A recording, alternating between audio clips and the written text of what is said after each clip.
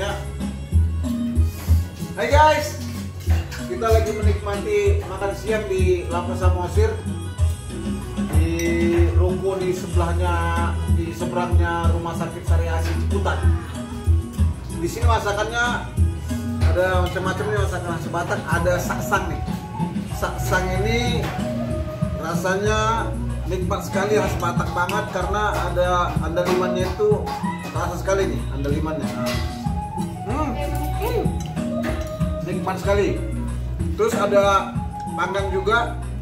Panggang ini lembut sekali panggangnya. Lembut dan nikmatnya. Ada ikan mas, asik.